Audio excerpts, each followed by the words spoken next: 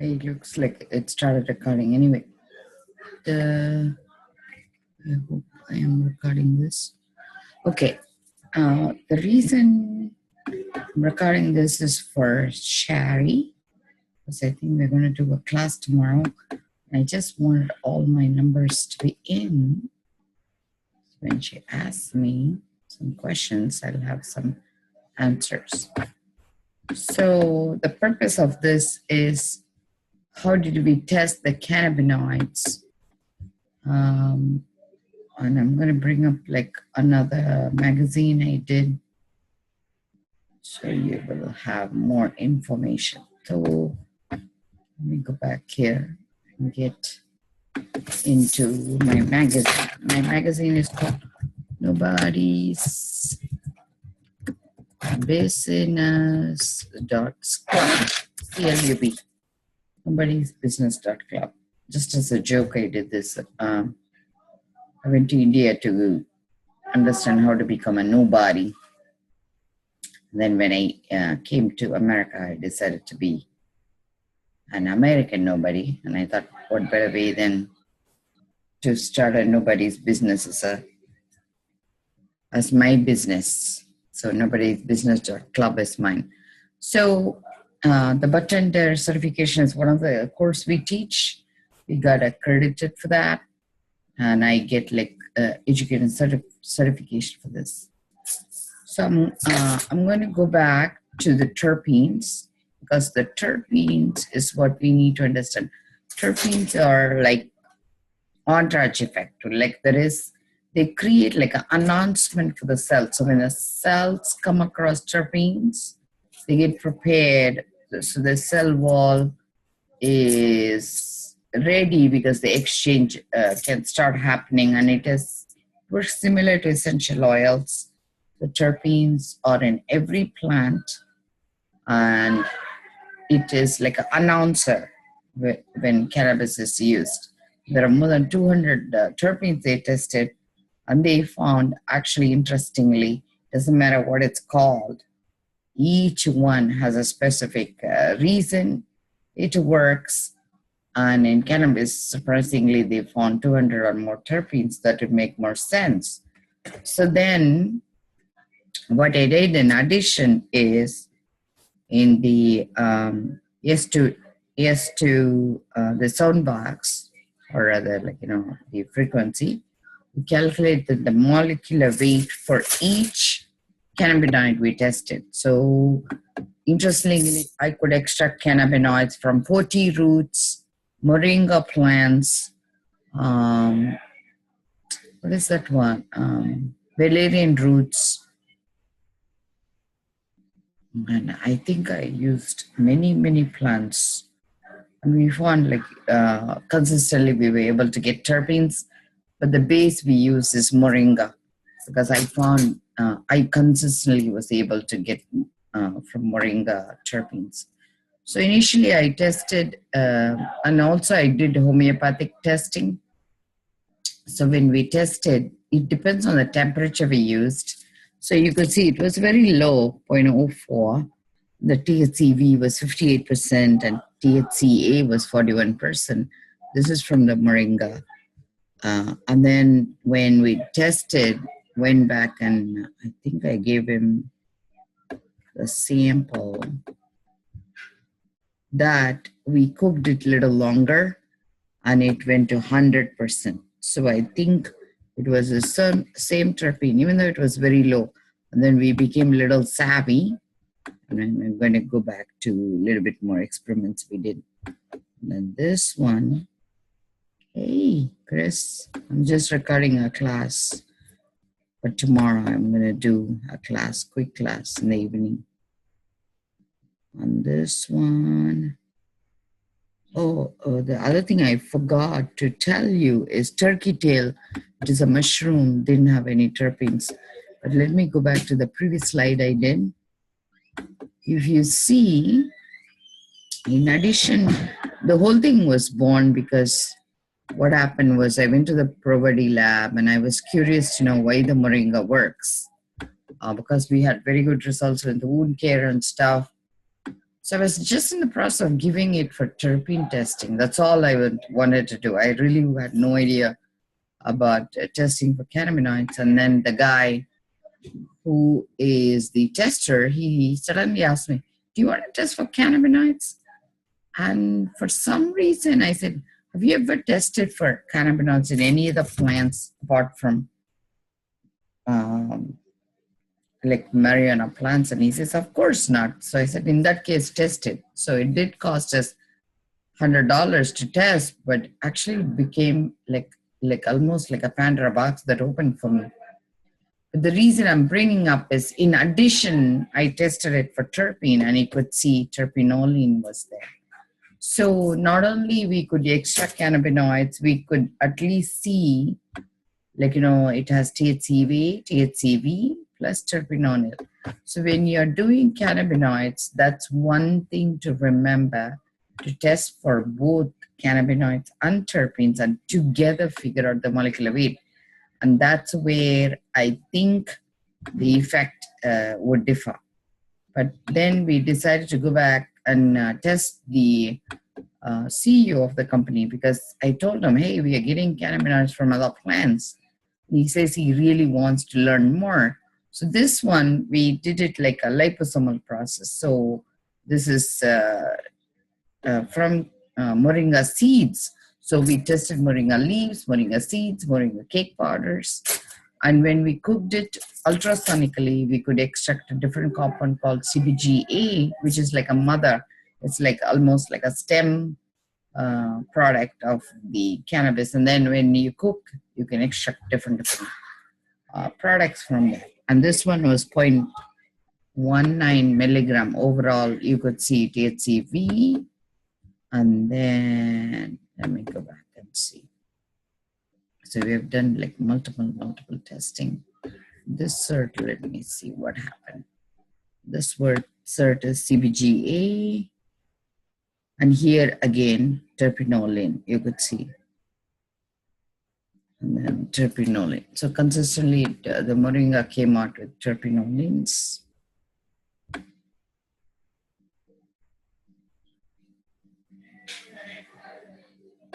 This one is what?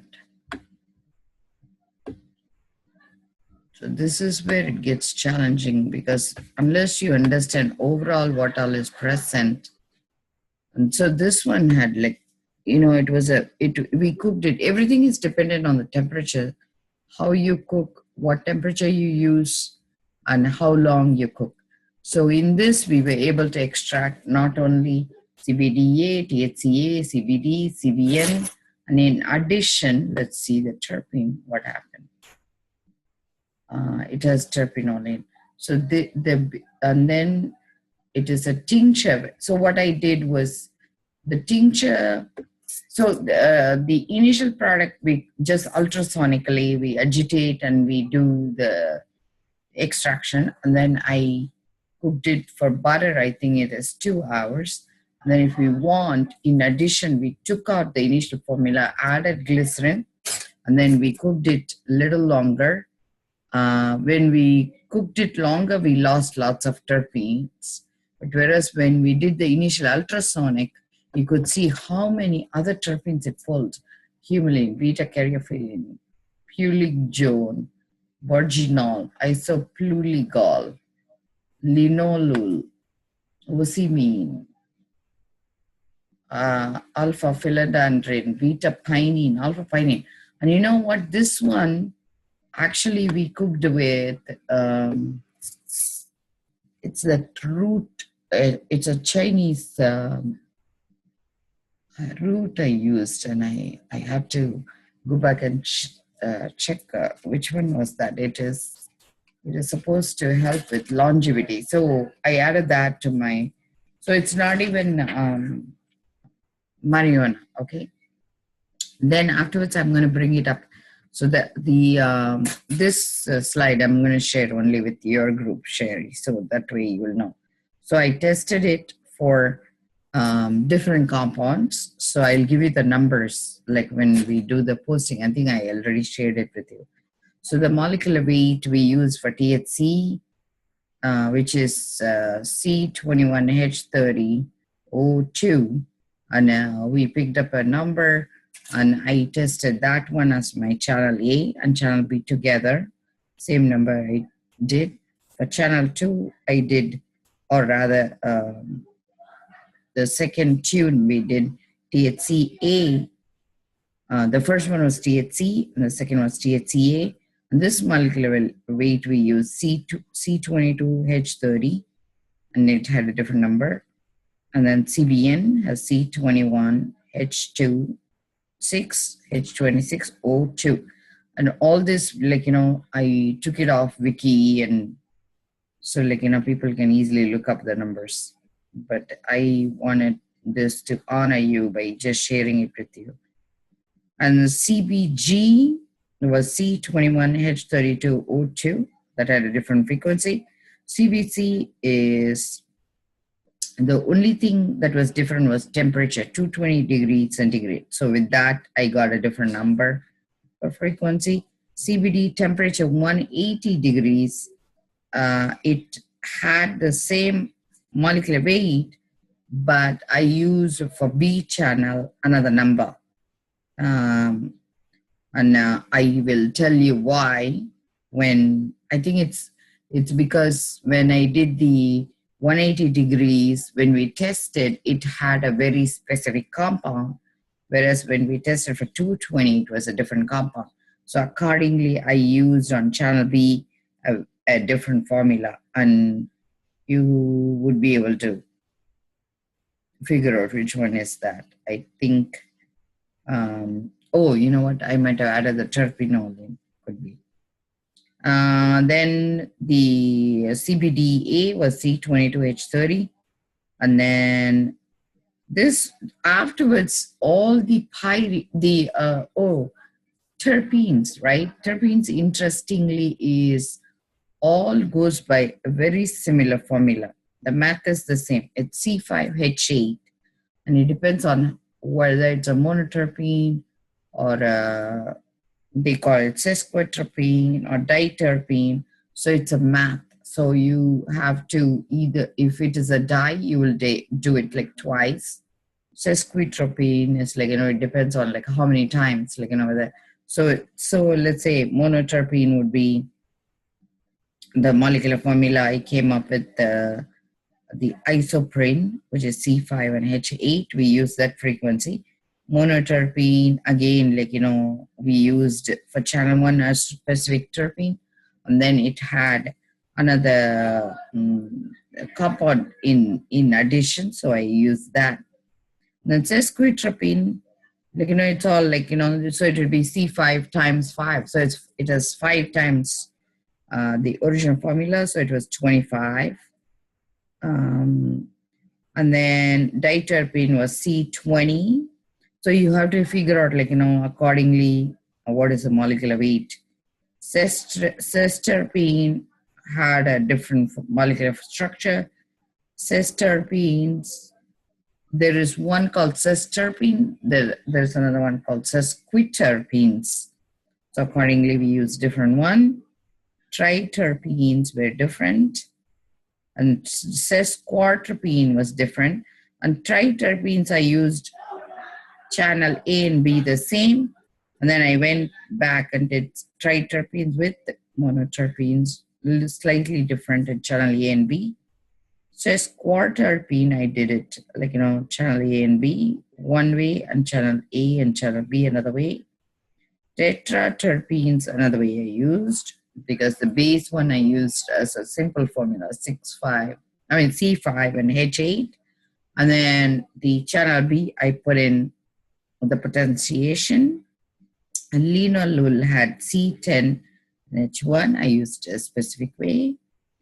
And then beta caryophylline, channel A, channel B, I did it once a certain way. Mercy, it had a different molecular formula.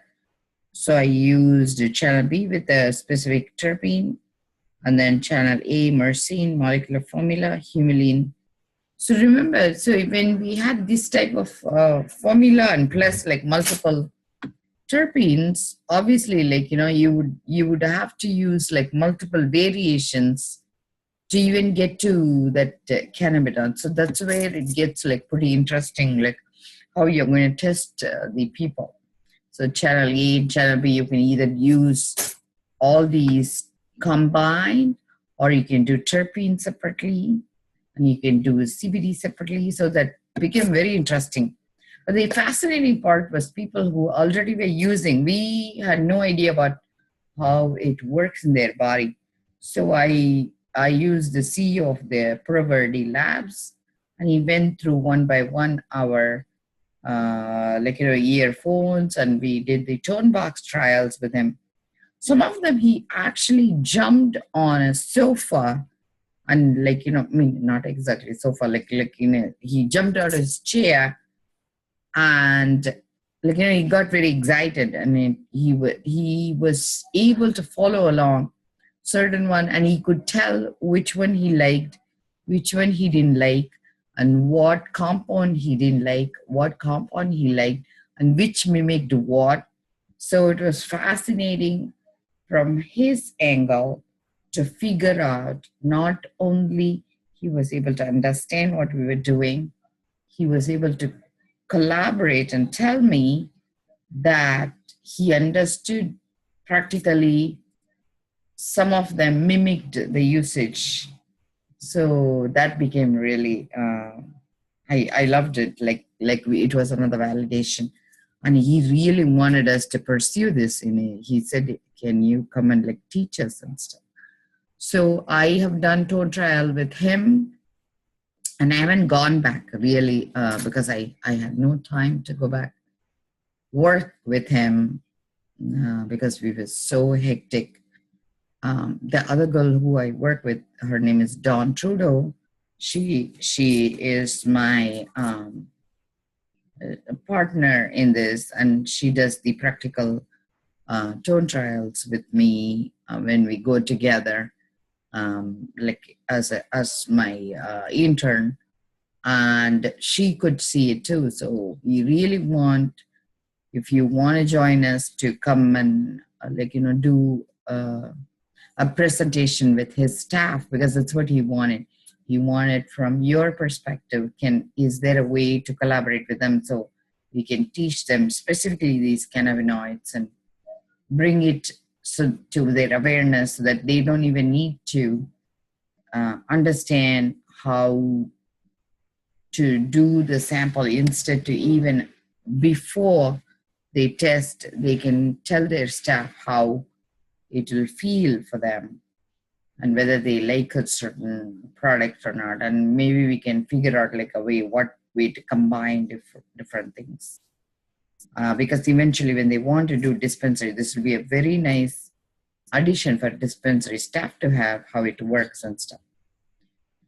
So I think this is a huge opportunity I found was fascinating for me, because not only the compounds change according to temperature, the terpenes changed, and you could do different combinations to test.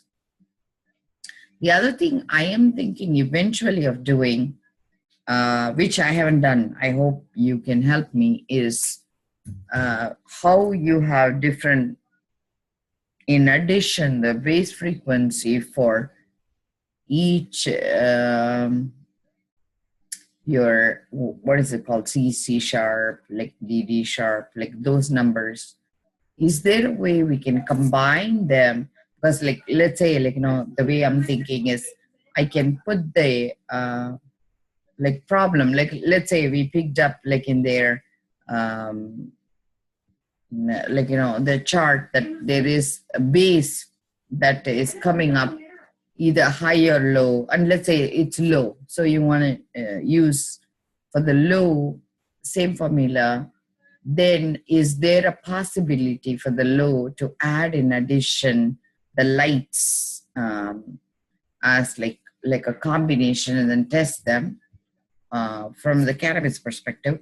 Or if it is high, to use the opposite lights and the environmental factors in addition to cannabis. and test it, that would make it a little bit more interesting to see whether they like it versus not like it, because some people get very agitated, they said. And so that's another potential I'm thinking of doing. So there are like few research I'm thinking would really help my patients, because sometimes they don't want to try it because they had this very bad anxiety and stuff in the past. So it'll make sense to see whether it's going to work for them even before I can put them on the protocol. And I'm going to give you all my numbers and stuff tomorrow. I decided to record it only because I'm going to be in another conference tomorrow, and just in case I'm running late, I wanted like something to fall back on to run this so that we will finish it. Okay. And thank you for this opportunity, Sharry. I really appreciate you asking me to record this. And I'm going to stop this video. My kids, as you see, are having a party. Okay, that's it. Okay, I'm going to end it.